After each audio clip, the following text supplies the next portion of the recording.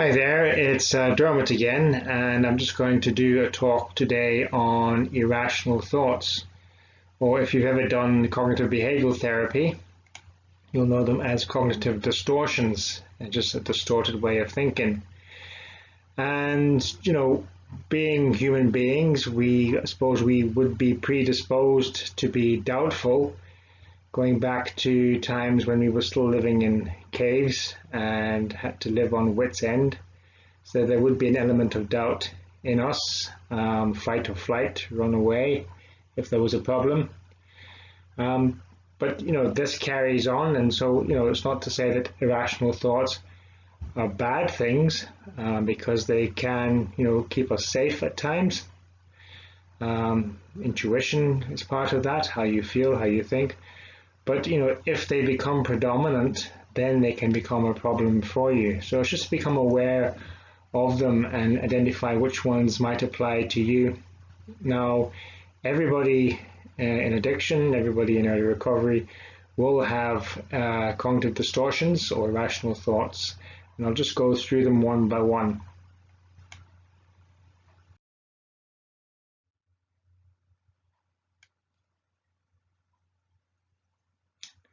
So all or nothing thinking, or we can call this as well as black and white thinking. So it's either or. There's no in between, no what we call a gray area. So if it's not this, it has to be that. So a person in this situation can view a situation in only two categories, as I said, and it's not in a continuum. So it has to be this or it has to be that.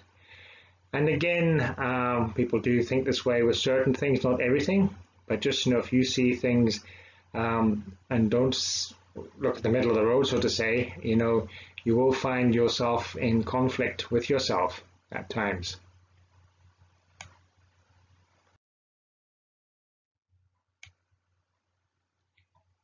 Catastrophizing, also called fortune telling, and trying to predict the future.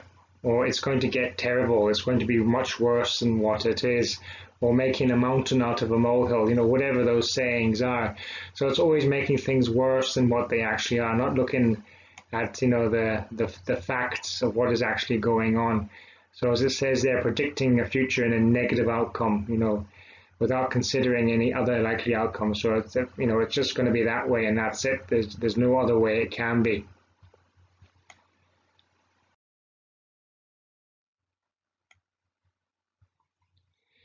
Disqualifying or discounting the positive.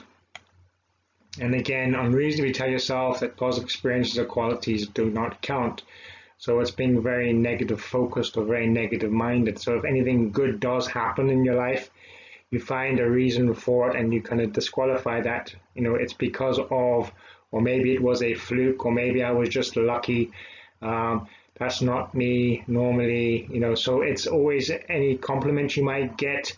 You minimize it, or you justify it, saying, "Oh, I only said that because trying to get this off me," or whatever. So you're always discounting the positive, never stopping and saying, "Well, maybe, maybe I am, that person does see this in me, or maybe I am good at something."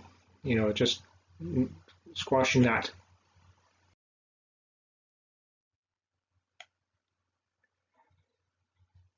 Emotional reasoning.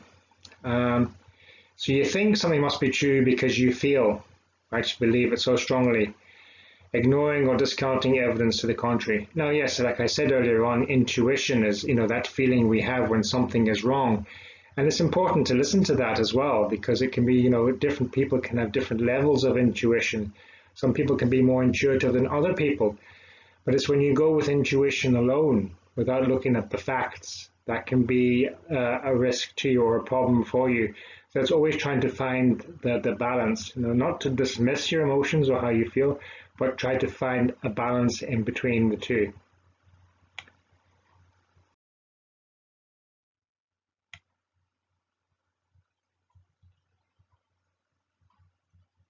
Labeling. Putting a fixed global label on yourself or others without considering that the evidence might more reasonably lead to a less disastrous conclusion. I'm stupid. I'm not good enough. I can do nothing right. The world is a dangerous place.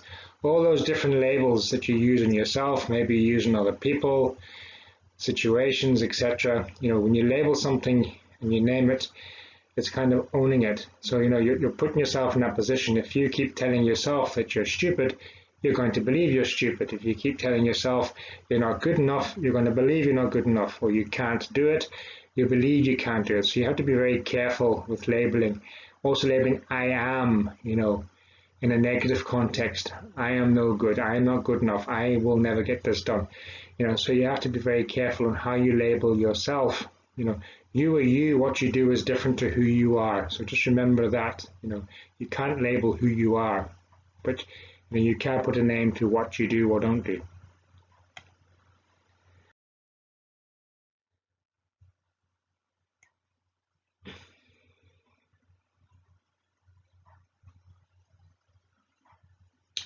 Magnification, minimization.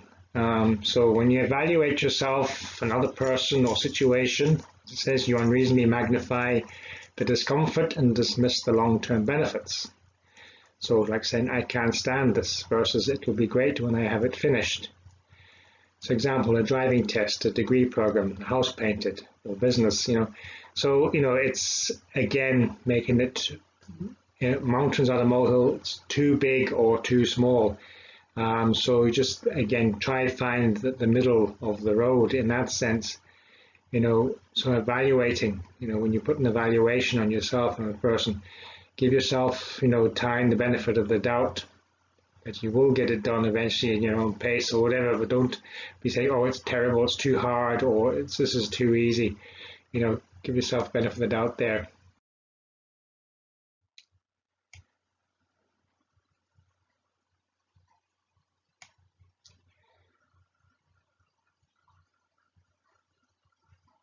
Mental filter, also called abstraction.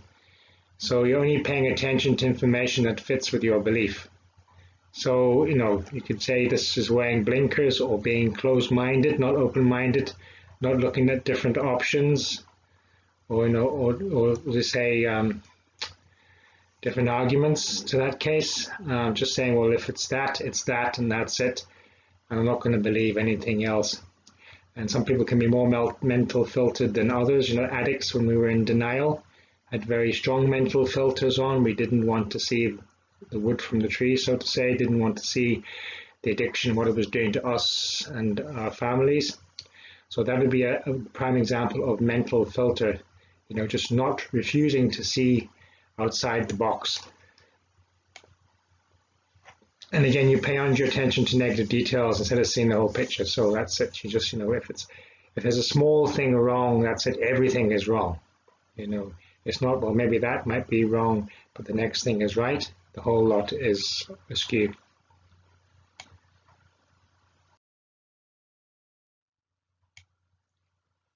Mind reading. Excuse me. You believe you know what others are thinking, failing to consider other more likely possibilities. And that is a big, I suppose, fall down for a lot of people in addiction, is this mind reading or thinking that they can read, or you can read other people's minds or what other people are thinking about me. And again, no one can read another person's mind. It is actually impossible. No one can do it. I know hypnotists claim they can do it, but they can't. They're just looking at the behaviors. So, also what other people think about me is none of my business. So always remind yourself that, you can't read other people's minds. You don't know what they're thinking. You're only making an assumption as to what they're thinking. So rather than get caught up and wonder what they are thinking, again, just say, well, what other people are thinking about me is none of my business, and I'll just move on. Overgeneralization.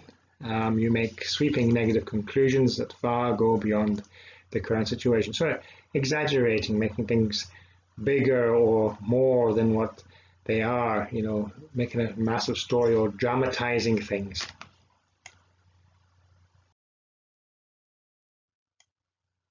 Personalization.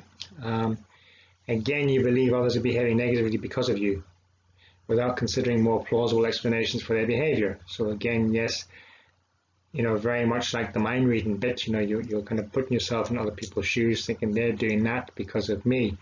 But again, you don't know, you don't have a clue, you're just making an assumption again. So when you personalize, again, what other people are saying about you, you think what other people are saying about you, again, most cases you're probably wrong because they're not.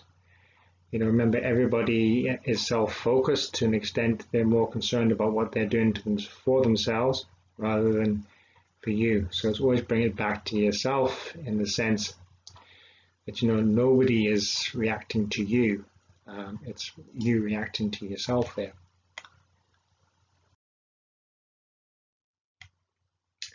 Making demands, shoulds, musts, haves, and need to statements. So also we call that imperatives. So you have a precise fixed idea of how your others should behave, and you overestimate how bad it is that these expectations are not met. And making demands of yourself, some people say that's a good thing because it helps you, create goals. But, within reason, don't be too harsh, and we have a habit of being very harsh on ourselves, especially being addicts, even in recovery. We beat ourselves up quickly if things go wrong or don't go the way we think they should or must, and we need to have this done and that done, and you have to go away and just say, well, who says that? Go back and reflect, and you find yourself in this state of mind, why do you have to do it by this time? Who's putting a gun to your head, so to say, to have it done by this time? Most cases, it's yourself, so just be wary with that one. Give yourself whatever time, is needed, or whatever it is, so open your mind a wee bit there. So tunnel vision, very much like wearing the blinkers, you only see the negative aspects of the situation. So a bit like the black and white thinking as well, so you'll only ever see the bad, you never see the good. It could be a beautiful sunrise in the morning, and there could be one rain cloud out there, and you'll just see the rain cloud. You won't see the sunrise. That's where your focus will be. Well, it's going to rain, so it's about looking at the bigger picture, really, at the end of the day.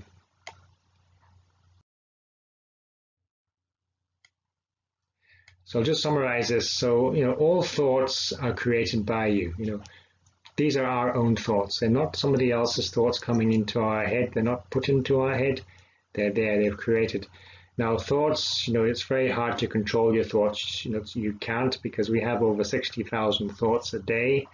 Most of our thoughts are subconscious. They just pop into our head and pop out as fast as they pop in. But they are our thoughts. They belong to us. So you can challenge your thoughts. So if it's a thought like a cognitive distortion or a rational thought that keeps coming back, and you notice it, you can start to challenge it and say, well, just, why am I thinking this? What's going on for me that's making me think this way? And how can I think differently? And if you can do that, challenge it, even write it down or whatever it takes, the more you keep challenging it, the more consistent you can be, you will start to see your thoughts or your chain of thoughts or train of thoughts do start to change. So you can change them. Thoughts can be changed, and you can change them. It's not up to somebody else to change them for you. You can do that yourself. You have that ability. Aligning your thoughts with your feelings, like as I said, you're not going to be able to be aware of every single thought that goes through your head. We filter it down. There's only a small fraction of the amount of thoughts that we actually are aware of. But align it with your feelings. How are you feeling? And if you find your mood is dropping or you're feeling down for whatever reason, ask yourself, what am I thinking? What's going on in my head? Am I thinking negative thoughts? And if you're thinking negative thoughts, of course, you will start to feel bad. So when you start to feel bad, as I say, ask yourself, what am I thinking? Challenge your thinking, change your thinking, and you will start to see that your mood or starts to lift, or your emotions or feelings start to get better. All right, well, I hope that was of some help for you. Again, if you have any questions, you can drop some below there. All right, okay, thanks. Well, take care. Bye-bye.